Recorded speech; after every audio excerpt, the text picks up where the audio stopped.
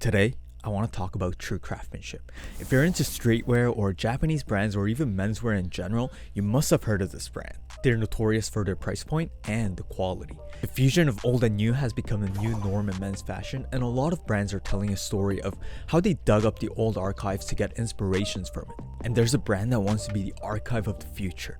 This is brands you should know. Their name means nothing. Let's talk about Visvim.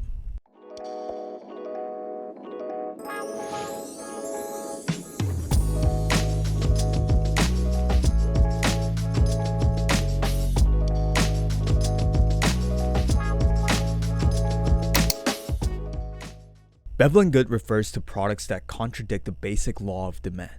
Let me explain this. If you think of an item that is cheap, you would expect a lot of people would purchase the item due to its lower cost. Veblen Goods, however, keep the opposite relationship. As the price gets higher, the demand goes higher with it.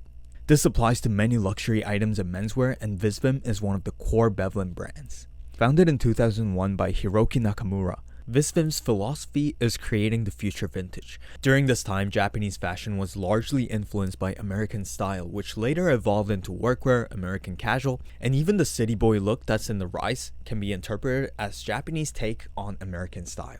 What fascinated Nakamura was the Americana style. He was amazed by how indigenous groups along Alaska incorporated fashion as a medium of self-expression. You could identify their wealth, the region that they live in, and you can even identify which gods they worship based on their outfits.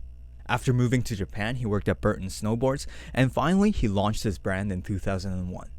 Two of the most iconic items of Visvim are the FBTs and the Denim. You might wonder why on earth is it named FBT. The cult sneaker was actually named after an English pop brand, Fun Boy 3, and even after knowing this, I still don't know why it's named FBT. The main characteristics of these are the moccasin-shaped toe box, cork inside that molds into the wearer's feet shape, and high-quality leather.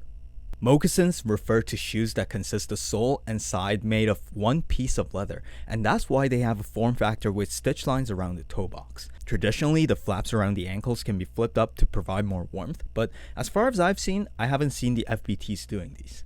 And since the insole contains cork that molds into the owner's feet, I'm not sure how comfortable it'd be if I were to buy a used one versus a new pair that I can break in. If you own a pair, please let the viewers know. After his success in footwear, he also launched a clothing brand to complement with his shoes. This is another part that Nakamura out-rivaled the other brands. As he mentioned, he wanted to be the future archive, and he really meant it. If he wanted a certain texture and color for his t-shirt, he would do anything to achieve that. He would fly out to Egypt, get it dyed in Japan, and if it wasn't to his standards, he would go out to Egypt again and get it designed over there, and he'll just do all these back and forth, and this resulted in unrivaled quality and everlasting garment. Take these for example. When you see these, what are your thoughts on those red and white stripes? They're just cotton sheets that can be found anywhere in the world, right? When it comes to Nakamura, that is the problem. He doesn't want to use cotton that can be easily bought and easily tampered with. He wants to make his own. These are actually thin straps of delicate Japanese paper woven together, which is called Sevian ori. The production rate is about 8 centimeters per hour or 60 centimeters per day. This is an insanely low rate of production, but it is impossible to replicate this process with a machine because the weaver actually has to feel the paper compressing into the right size. With mechanical power, the texture finishing isn't the same as hand weaving. The result of this is something that you can wear for over 50 years, and this is what Nakamura strives for. You might have heard of social sculpture denim, and Nakamura's love for denim started from his passion and the love for having utility in clothing. Denim has a purpose. It's meant to be strong, worn for a long time, comfortable to work in. This is the part that he really loved. He didn't want to design clothes just for the design, he wanted utility inside it. Just like other designs he made, these are also inspired by vintage collections. Visvim's theme of building their own fabric was implemented here by intentionally mixing yarns with different slub lengths so that the resulting fabric displayed both visual and tactile unevenness that becomes more pronounced over time. Another reason why their denim is so special is because of the way they dye it. They use natural indigo, and that's not the end of it. They use a process called rope dyeing, where the yarns are dipped repeatedly in the bath of indigo. This creates a deep blue on the outside while the cores stay white.